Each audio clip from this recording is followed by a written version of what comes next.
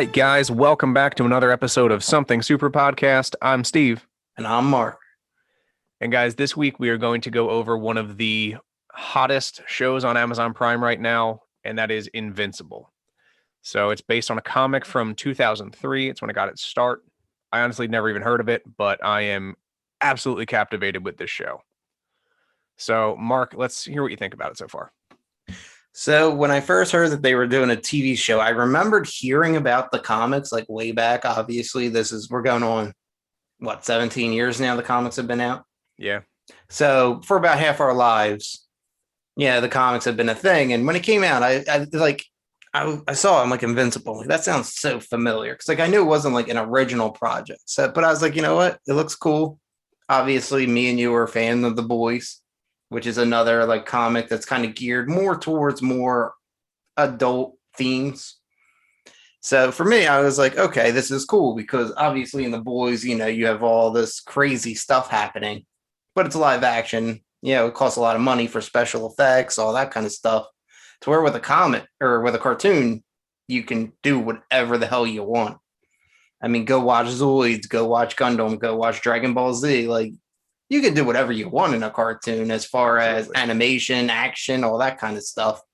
So for me, I was like, okay, this is going to open like a whole new world. And you know me, and I'm a fucking nerd when it comes to the DC animated movies. I've seen, God, almost every single one ever, including the TV series that they've done that were cartoons. But like, there's just so much that you can do. And especially if you're going to tackle like more pressing themes like they do in this one that we'll get into, especially when it comes to Omni-Man.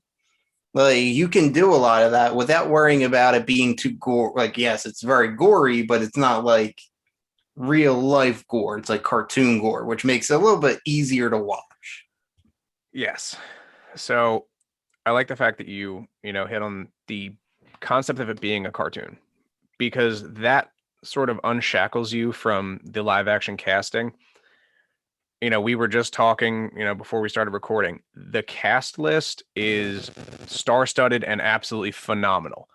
And I don't think they could have done much better.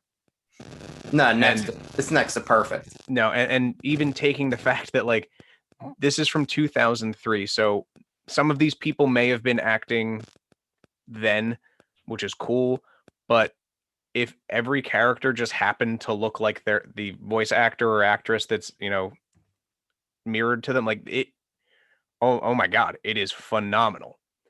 And I mean, from Mark to Omni-Man to Amber Bennett, like every single person that plays a major role in this show was knocked out of the park. I don't think I have any complaints about the casting. Yeah, no, and I mean, just all through season one, and just quick disclaimer, we are going to be talking all about season one. So if you haven't finished it, you haven't watched it, go finish it, come back and keep listening because there are going to be spoilers. But I mean, the cast is just ridiculous. I mean, Nolan Grayson, aka Omni-Man, voiced by J.K. Simmons, is like perfect. And the fact that literally Omni-Man just looks like someone just drew a cartoon of J.K. Simmons from Spider-Man 1 as J. Jonah Jameson. Yeah. Like, literally, it's literally copy and paste when it comes to that. Like, but just the characters and the little subtle differences that they do, like they made Darkwing, which is like their Batman is black, which is awesome because a lot of people have been wanting to see a black Batman, and you have like all these other like people that are like, oh, okay, like they have counterparts, but it's like. So what I think is funny and interesting, and obviously, we've talked about this show for a couple weeks now since we found it and started watching it.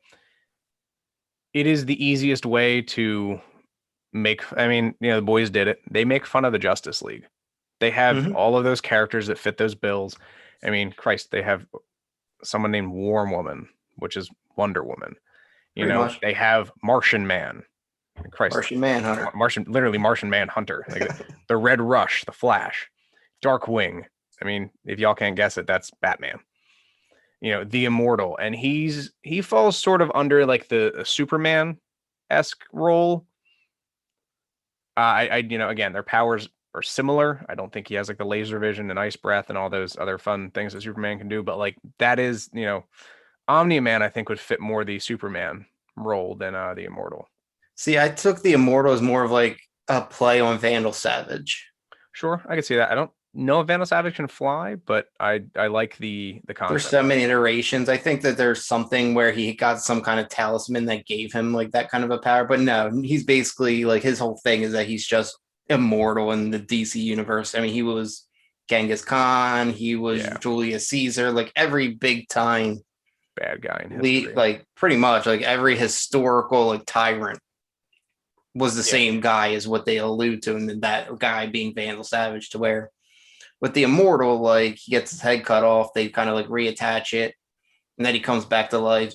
And then at the end, you see them kind of piecing him back in half. So my assumption is he'll make a return. So I'm wondering if in season 2, he's going to be kind of like a Steve Rogers at the end of like Age of Ultron, where like he walks in and Steve Rogers is training the new Avengers. That would be interesting. I'd like to see that.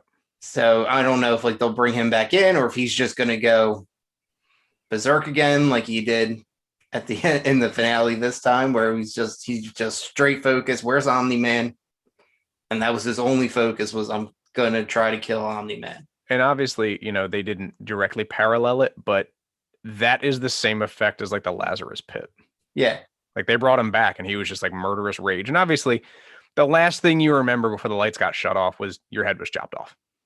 After watching all of your teammates and friends get murdered. Straight murder. Like, and the funny thing is that this shows that Superman's restraint alone, if you took, so Omni-Man doesn't have like the invincibility that Superman has, but he also doesn't have kryptonite. So the Earth doesn't make him strong or, weak, or there's nothing that stops him from being powerful. He was right, like on his own world. planet, on Viltrum, like they have all their powers. Unlike Krypton, where it was kind of like, okay, the atmosphere makes Superman a god. Yeah, so I like that spin on it. Is he's powerful no matter where he is in the galaxy, and it's just, oh my god, like it's wild. But I mean, the trailer alone got me to want to watch this show, and I watched like the scene where Omni-Man just killed the Justice League, the Defenders of Earth. And holy shit, like that sold me right there. I was like, this is it. I got to watch this. It's brutal. It's violent. It's funny. I mean, it's hysterical for how much, with how dark of a show it is. The comedy that they put in is perfect. Like, I mean, you got Rexplosion, which is to me probably one of the funniest characters, with a banner that he can have with almost any other character in the show. Yes. And I think that's strictly because of his, the voice actor, Jason Mantzoukas, who, if you've seen The League, if you've seen Big Mouth, I mean, he's played Brooklyn Nine-Nine. He is always that funny character, and typecast him to death, please, because I love him as an actor. He's fucking hilarious. Dude, he has so many, like, honestly, like, I feel like he's one of the shining stars. Like, guys, his character doesn't do too much in the show, but it's the comedy that he brings. Like, I remember one of like the first things that had me like, just honestly, I was dying, was when they're fighting the aliens. I think it's in episode 2, and it's either episode 2 or episode 3. And like Mark comes back and helps out, and at the end, he's like, "Dude, I take back everything I said about you." And I said a lot. And then what is this? Like, please don't hurt me. Like, it's so funny.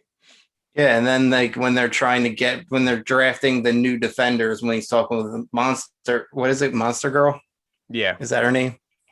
Yeah, and she's like, isn't there like an age requirement to be on this team? And she looks at him, she's like, isn't there a dick size requirement to be on this team? I'm just like, dude, like these people are just savages. Like, oh yeah, 110%. And that's, I think, what drew me to the show was not only the fact that it's superheroes that we've never seen before. This isn't, your classic Superman retold. Like, this is an entirely different set of heroes and villains. And just the way that they tackle everything. And again, like I said, it very much is the Justice League offshoot, just like the boys. But the way they do it is masterful at the least. And I like that they do like the post credit scenes because it like I literally the first episode I was sitting there watching. I was like, okay, this seems like it's gonna be a pretty cool show, and then it goes to like 2 or 3 seconds of credits, and then it goes to the scene where everybody gets called back to the their hangout, and Omni Man just slaughters them. And I was like, holy shit, because that was again, it was like a 10-minute like scene. Usually, like I'm used to Marvel, it's like, oh, it's gonna be like a 30-second teaser that leads into something else. No, it's like, oh, the show's not over yet. And Yes. I mean, I personally love that kind of a layout, but overall in season one, like, what did you think as far as the story that we got? Because they did a good job of like setting up different characters' histories and establishing like who they are, where they're from, what they're doing, Yeah. from So main characters down to background characters. absolutely. So I loved season one. I think it gave just enough taste to who is Invincible, which by the way, one of my favorite parts of the show is Mark never says his name. Every time the character Mark goes to say the word Invincible, they cut to the opening credits. Or something. Like the Yes. one time she shuts the door on his face, like So, and each episode, the credits get bloodier and bloodier because it's just a trail of dead bodies from Omni-Man.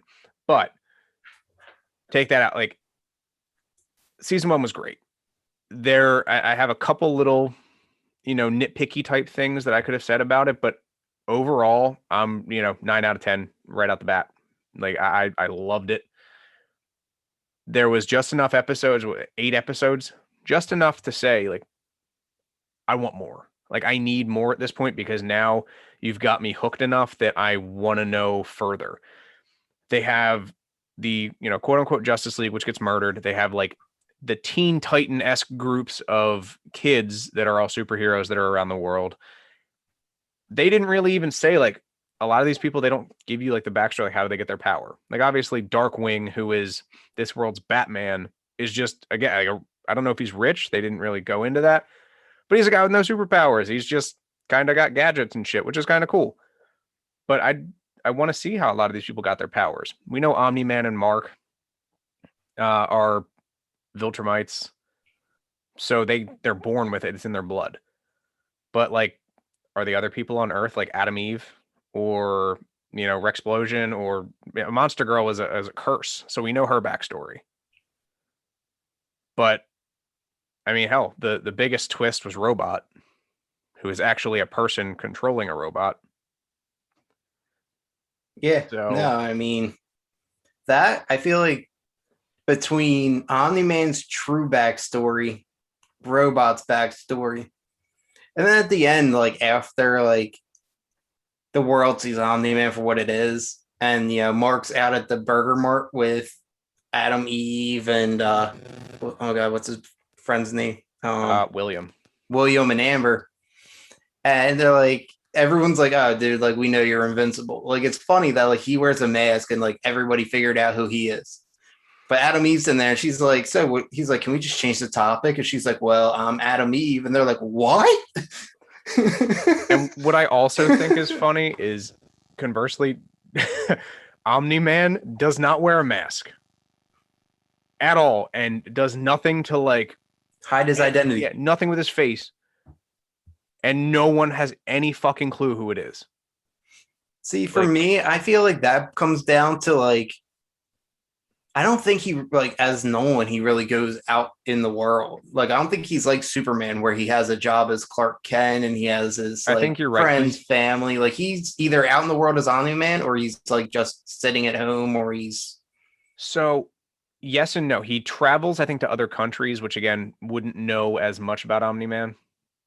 I guess, right. Like if you went to like a small town and I think he goes to Italy for like dinner one night, it's they're not going to, maybe they don't have the news that goes on in America or wherever. So they're not going to know his face like everyone else would. But the flip side to that, they tell you what his career is. He's a travel writer. So I guess a lot of the work, you're correct. A lot of the work he does is from home. He just writes books about traveling the world, which is cool because again, he does that. So, um, Zazie Beetz, who plays Domino in the Deadpool movie, is Mark's girlfriend, Amber. That was a great casting. I liked the fact that it showed you similar to Spider-Man, like the keeping your secret identity and trying to keep a normal life and a relationship. And when you're in high school, like those things matter to you. So it showed the hardships of like, I want to do the greater good, but I also want to be a kid. Right. And at one point, Adam Eve decides that she doesn't even want to be a superhero anymore. And she's like, I want to go like help people instead. And her powers are like wild as shit. They're like Raven, basically. Yeah, she's like a Raven and Starfire kind of combination. Yes. She's definitely the very girly aspect, the pink, like which is Starfire. She has the like lasers that are like Starfire, but she can conjure things out of like nothing, which is more Raven style, which I thought was pretty cool. Um, then you have again just like everyone in this show played their role and played it well. Oh yeah, and I mean, even like I like the fact too that it's like throughout the whole thing, like you get introduced to so many different villains, but none of them ever carry like an overarching story yet, other than maybe you could say the Mauler twins. So I liked the concept of that because they are called the Mauler twins, but they had, I don't know if they started out as twins. Again, not much of a backstory. I don't know if they were born and there was two of them, but every time one of them dies, they just clone themselves. And then they argue about who's the clone and who's not. And like, that's like their thing. I But would have to do some research, but I want to say it started off as just one guy and then he cloned himself. But the way the cloning process works in this show is it's not necessarily like a clone in the sense that we always see. In this, it kind of gives you everything. So what the clone has all your memories, it has everything you've ever been through, and that's why like he always lets the other one believe it's the original because otherwise if you're like, "Oh no, like you're the clone, like the clone's going to go fucking nuts. Like what am I? absolutely. Where am I here?" Like it eliminates that whole paradox of thinking. And it's just like, okay, if he thinks I'm a clone and I think he's a clone, like that's fine for us. And another thing that I like about the Mauler twins is usually when you get a character built like them, like they're huge. I mean, I don't know height wise, but I mean, Christ, they're like what 6'5", 6'7", 7 foot maybe. I mean, they're huge, Yeah. and they're just monstrous. They're usually not geniuses like they are in this show. No, they're usually like The brutes. got the Juggernaut, the Bane kind of like. Yeah. Well, Bane in the comics is a genius, but like you always see him portrayed as the brute. Yeah. Like usually So that's all it is. I like their character because they are extremely intelligent, and that plays a huge role in the first season. But funny thing, the actor who does the voice for him also was the Martian Manhunter. You can't tell because he does a different style of voice in this, but that was one of the little factoids, which I liked.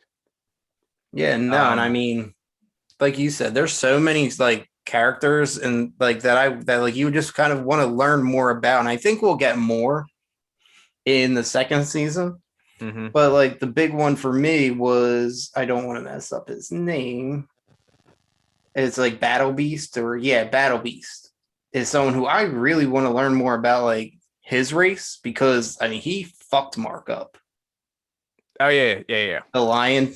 Yeah, and that's again, Like there's no like backstory to, and I'm sure they just signed on for seasons 2 and 3, which is awesome. But these are these characters that like he was in the end, right? Like he was at the last episode, the season finale. They had like a short cut scene at the end with him like just fucking up a ton of people, which is awesome. And that like there really is so much you can just dive into, and because it's a cartoon, it could run for 20 seasons. It'd be great. But you get a lot of these characters. Like I'm a huge Flash fan. I know you are too. So I would have liked to have seen a little bit more from the Red Rush, see what his powers really are. But so be it. I'll take what I can get. You have your other comic relief, Seth Rogen as Alan the Alien, who is like basically a like an adjuster for each planet. Like he'll go there and fight their champions and be like, all right, like, yeah, this planet's good. They're protected. They're all right. And then go back home. And I don't know if it's his reading ability or his comprehension abilities, but he keeps thinking Earth is Urath and just keeps going there and getting the shit kicked out of him every time. So again, it's just one of those funny side stories. Well, that's what I wondered. I wonder if, because I remember when when Mark first fights him, he's like, "Oh yeah, this guy's been here before. He's not that tough." So did he come the last time thinking that it was Urath, or did he come before thinking it was Earth just on his thing? Because like he didn't realize that Omni Man was a Viltrumite. Because when he comes back at the end, he's like, "Yo, I messed up. Like there's a Viltrumite on this planet. It's not supposed to be touched." So Yeah, he's clearly so been there before. no, so I think it's a continual. He thinks Earth is Urath because he obviously keeps coming back to the same planet and he knows what he's doing, but it's every couple of years. It's like every 3 years or so. Right. He travels to Earth and fights their champions and then leaves. But I think they were not sending him to Earth because of the Viltrumite. So he kept going to Earth thinking it was a different planet and getting the shit beat out of him and not realizing that Omni Man was a Viltrumite. Okay, that's what I was just kind of curious because I didn't know if like okay maybe he was coming prior to Nolan showing up on Earth and he was fighting the Defenders, and then No, then I he got mean his Nolan specifically says like, or Omni Man says like, hey, he's not that strong. Like just go kick his ass real quick. right, and that's why I was like, okay, is this somewhere he fought the Defenders up until Omni Man showed up, and then he might have fought Omni Man like once or twice, got his ass whooped, and then like this was just him coming back for like this what would have been the second time maybe. Yeah. Because like it wasn't until the end of the season that he's like, "Yo, like we didn't realize this, but there's a Viltrumite on your planet. Like We fucked up. your guys are off limits." So that's why I didn't know if he constantly was just making the mistake of thinking it was a different planet, or if he came to Earth knowing, but he didn't know that Omni Man was a Viltrumite. So he was just like, "Oh, they got a strong ass protector. They're good." Yeah, I just the only reason I say he always thought it was a different planet is because the second time that he comes back, like in the end of the season, he's like, yeah, like we fucked. Or no, it was the first time. He was like, this isn't Earth, or Yeah. this isn't Urath, it's Earth, and he's like, yeah. He's like, oh, my bad. They're gonna be pissed. And that's where I didn't know if that was like a one-off like joke, like this time it was supposed to be Urath and he came to Earth, or is it like every time he was supposed to go to Urath and he came to Earth? But no, like even that character, like they're fighting each other and he's like, wait, timeout. He goes, wait, you're using your timeout. It's like they have rules to like how it works. So like he's like, I get a timeout. He's like, if you want to use it, yeah, like we can do this. And then they just stop. They start having a Yeah, conversation. they sit down on the rocks on the moon. And then I like how they flip it at the end, where it's like in the first time, like he's explaining how everything works to Mark, and he puts the rocks down for them to sit on. And then after like he comes back, he's like, "There's a Viltrumite here." He's like, "Yeah, there's a lot I need to tell you." Sit down. Like Mark's the one who puts the rocks down. Yes. So I was actually just reading Seth Rogen and the other producer are developing a live action movie for Invincible. Yes. So that's probably the greatest news I've read all morning, honestly. Yeah, I'm super excited. Again, you have your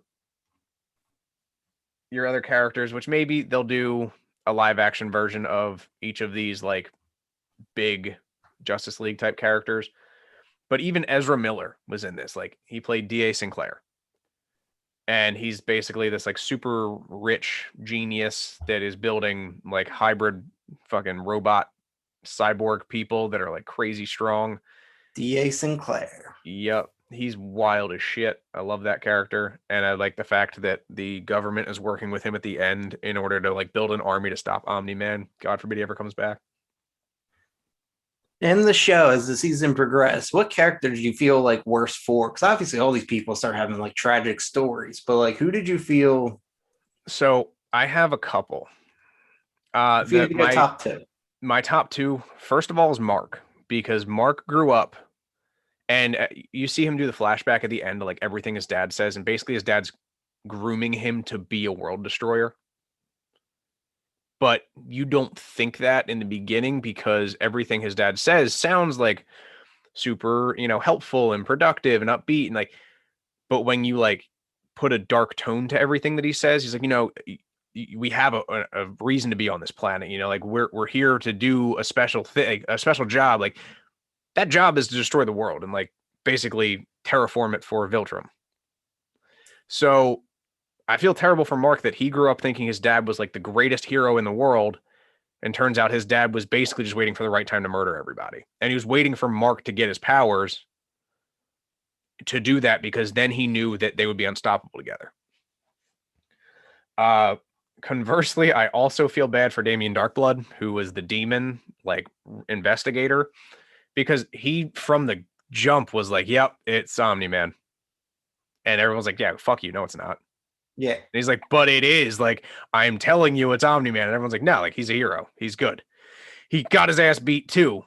Like, no, but the only reason he got his ass beat is because he was killing everyone else. Like, that's why he got his ass beat. And then they ended up banishing him so he can keep his mouth shut. Right. So if I had to go my top two, obviously my top number one is also Mark, but since you covered that, I'm not going to sit here and regurgitate that. So I would honestly say first, I would go the flip side of that coin and his mom.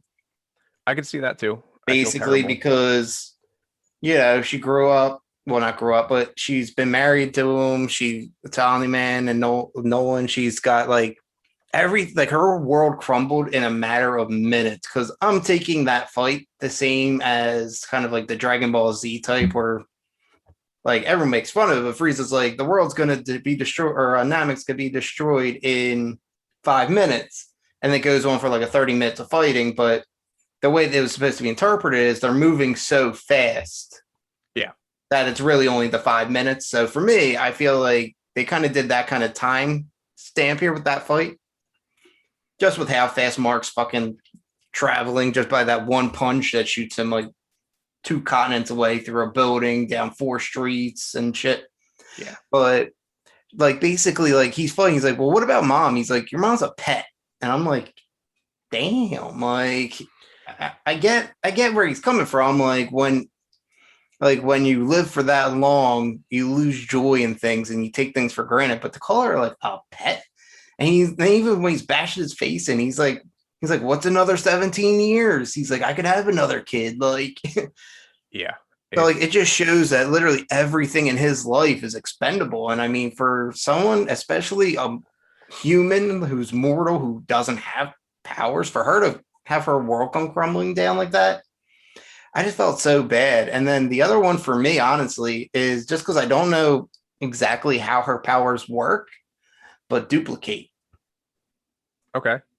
Because I mean, I can't even count how many of her clones get murdered. So I don't know if the clones have memories and stuff like that. Because if she clones herself once, but that original dies, does the clone fade or does the clone become the new original? No. So if you look at the fight scene when they're fighting the alien invasion, so she has a 1 on her chest.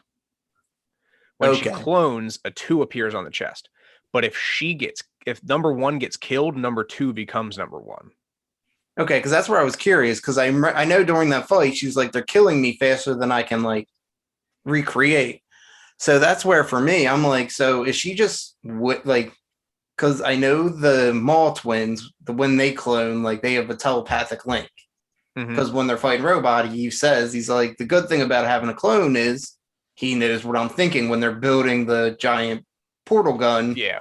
Like interchangeably, like they're just grabbing random scraps, but they're both working towards a common goal. Yes. So for me, I'm like, is Duplicate just witnessing herself getting murdered 9 million times through this season? Or are they separate consciousness? So it doesn't necessarily explain it, but I guess based solely on their cloning, theory for this show, I would assume they all have the same consciousness because, again, they're interchangeable. Right. So if she clones herself 7 times and 6 of the 7 get destroyed, except for number 7 just becomes number 1. And that's where I figured it was all the same consciousness. Yeah. So I think, again, that makes it her more of an effective fighter, because if she's thinking like, each person do a different type of attack, and like, she has a very unique skill set. So. Right. And for me, like if they have separate consciousnesses, I feel like it's not as bad. But if they all have the same, Literally, well, like you're just witnessing yourself getting not even like beat, like you're getting murdered multiple times.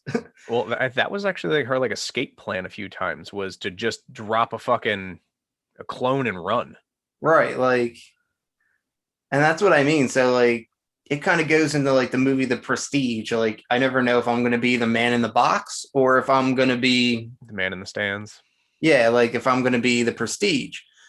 And so it's kind of like, oh shit, like is this my time to go? And if so, like, do I live on through that clone or am I just gone and now the clone is me? Yeah, So, that and was that's actually where a I was, that was yeah, a and that's where phenomenal I was movie. always because, and then in the fight in what's his name? He's pretty Machine Head. When he's fighting Machine Head, the one dude literally like has like three clones. And he slams them all back together.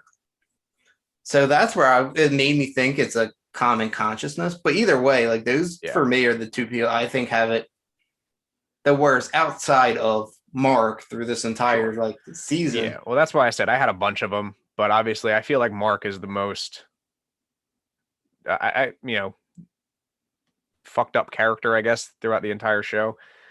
And you could take the girl, hell, Monster Girl. She's 24 years old, but she looks like she's 12 because every time she uses her powers, she's Benjamin Button.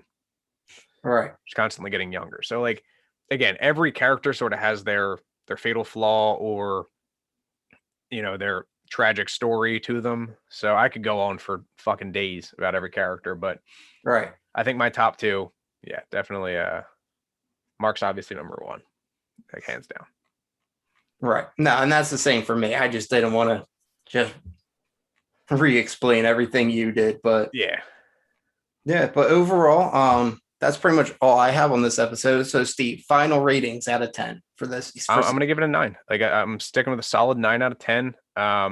Again, for me, I like a little more backstory, but I got seasons 2 and 3 coming up, so maybe we'll get that there. That's the only thing I can nitpick because a lot of these characters they left a lot of questions about, which is fine. I'm just super fucking nitpicky. Yep. And obviously they killed off the Red Rush, who's the Flash, and he's my favorite. So fuck him. Yeah. I mean, for me, I would definitely give it either a 9 or a 9.5 out of 10. And for me, I kind of don't want to see Omni-Man next season until like the end if they're going to bring him back. I want to see them fight all those other minor villains to kind of build Mark up to the point that, because I mean, in the season finale, he can't compete with his dad. Like it's plain and simple. Like he can't. So I want to see them build it to the point to where he either forms a team that can fight off the other Viltrumites along with his dad, or he can at least stand up to them on his own. But I agree. And what I hope they do, the Viltrumites, they like bring back an army, like to fight, and that's like that's your season finale. Like that's the end of the season, even the end of the season finale episode, which leads into season 3, because that's again that the fucking super fucking asshole clenching cliffhanger that they're gonna leave you with. I mean, I don't think they'll bring back an army. I could see them doing it more like a Zod, kind of like just like a task force first, Sure. and then an army. Just because with how powerful they are, I feel like they're overconfident. And they'll be like, "Oh, we don't need that many." If Omni-Man took out this entire squad by himself, like, yeah. Well, I didn't necessarily mean 1,000 of them, but right. Definitely a Well, they're terraforming. They're going to need that many anyway. yeah.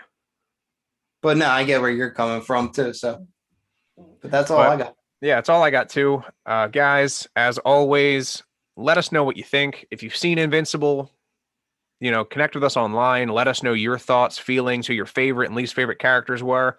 We're always open to suggestions and listening to what you guys have to say. Give us a listen on Apple Podcasts, Google Podcasts, Spotify, Anchor. As always, thank you for hosting us. All of your major streaming apps, we're all on there. We are on Instagram and Facebook at Something Super Podcast, and on Twitter at SS Podcast 52. So we are on all social media sites right now. Give us a like, give us a follow, talk to us. We'll talk back to you. We're always here. Thanks again for listening. I'm Steve. I'm Mark. And we'll catch you guys next week.